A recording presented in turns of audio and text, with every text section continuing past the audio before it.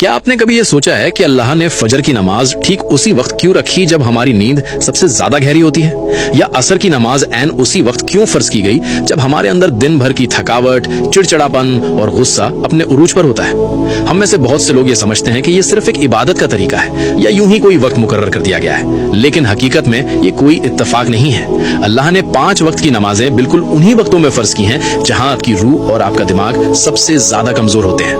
دن کی شروعات فجر سے ہوتی ہے، دنیا سے ملنے سے پہلے اللہ سے ملاقات۔ صبح کے وقت آپ کے جسم میں ایک خاص ہارمونل بدلاؤ ہوتا ہے جسے medical science cortisol awakening response کہتی ہے۔ یہ وہ وقت ہے جب رزق عطا کیا جا رہا ہوتا ہے اور فرشتے اپنی ڈیوٹی بدل رہے ہوتے ہیں۔ اگر آپ اس وقت سوتے رہ گئے تو آپ نے اپنے پورے دن کی بنیاد ہی کمزور کر دی۔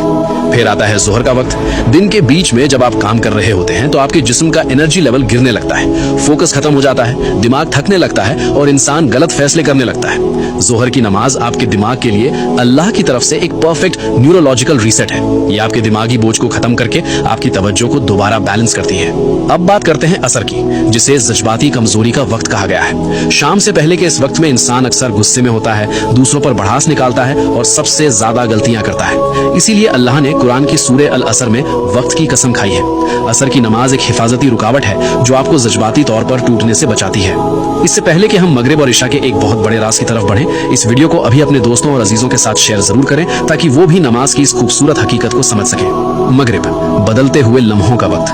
جب سورج غروب ہوتا ہے تو آپ کا دماغ دن کی رفتار سے نکل کر آرام کی طرف جانے لگتا ہے۔ یہ ایک ایسا ٹرانزیشن کا وقت ہے جس کے بارے میں ہمارے پیارے نبی حضرت محمد صلی اللہ علیہ خاص طور پر تنبیہ فرمائی ہے۔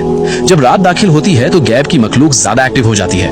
مغرب صرف ایک نماز نہیں بلکہ اندھیرے کی دہلیز پر ملنے والی ایک مضبوط حفاظت ہے۔ اور آخر میں عشاء، اندر کی دنیا کی حفاظت۔ جب اندھیرا چھا جاتا ہے تو انسان کے اندر اوور تھنکنگ بڑھنے لگتی ہے، دل پر ایک عجیب سا جذباتی بوجھ محسوس ہوتا ہے۔ اسلام میں نیند کو ایک چھوٹی موت کہا گیا ہے جہاں آپ کی روح قبض کی جاتی ہے۔ عشاء کی نماز غیب کی دنیا میں داخل ہونے سے پہلے آپ کی آخری حفاظت ہے۔ یاد رکھیے، جب آپ کوئی نماز چھوڑتے ہیں تو آپ صرف ایک فرض نہیں چھوڑتے بلکہ آپ وہ خاص لمحہ کھو دیتے ہیں جو خالق نے آپ کو سنبھالنے اور سکون دینے کے لیے بھیجا تھا۔ یا اللہ ہم سب کو اور ہماری نسلوں کو 5 وقت کی نماز قائم کرنے والا بنا دے۔ کامنٹس میں ایک بار دل سے آمین ضرور لکھیں۔